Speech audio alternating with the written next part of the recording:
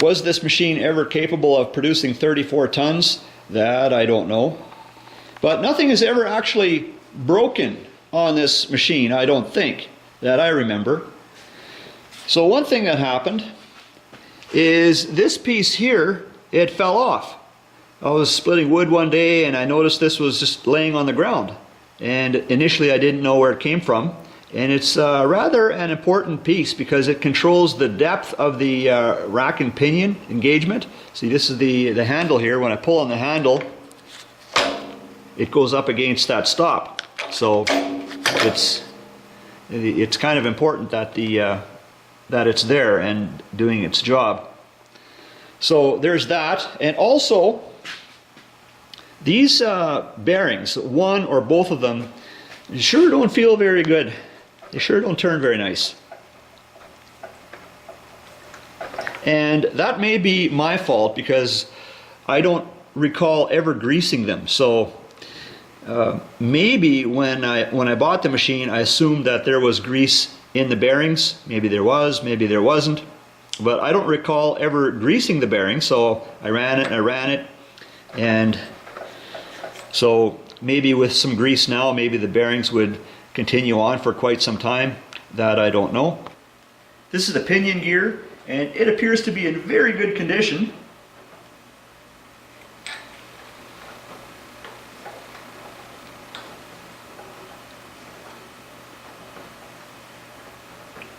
And here is the rack. This is the part that is driven by the pinion, and it also appears to be in very good condition.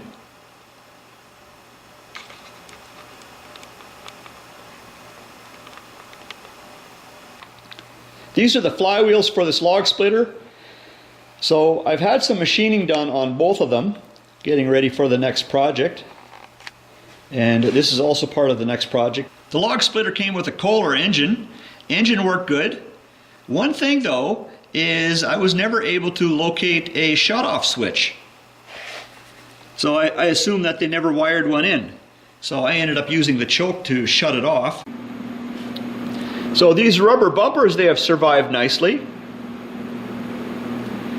The tires, I don't think they're designed for long distance towing, and also I don't like the wheel bearing setup on this log splitter very much. I would prefer to have something different. So I've never had a problem with this engagement mechanism, but to me it looks like it's not very well built.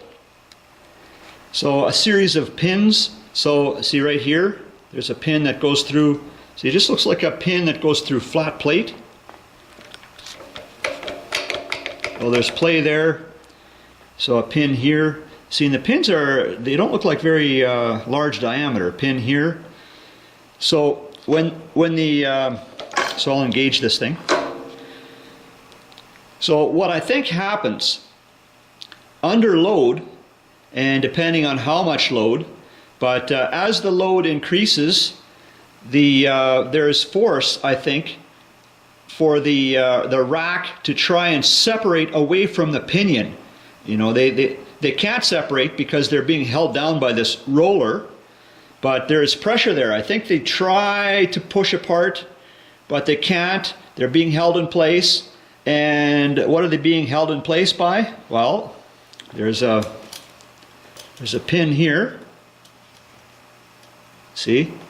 So the pin there, not very big diameter.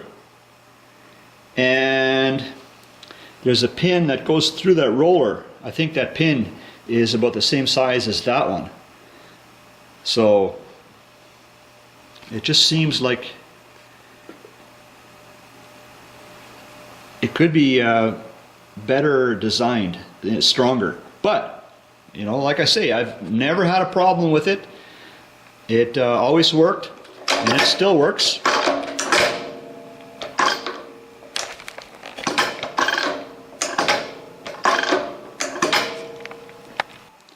To adjust the belt tension on this machine, it requires loosening the bolts for the engine mounting plate.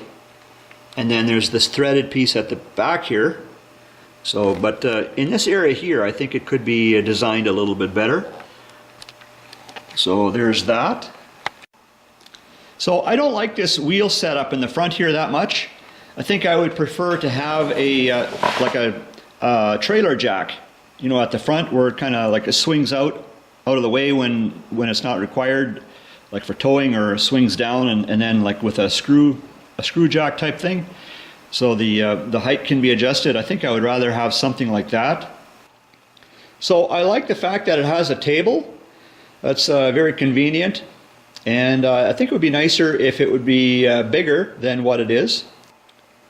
By looking at how the paint is wore off the top of this beam, it's evident approximately how far that pusher travels.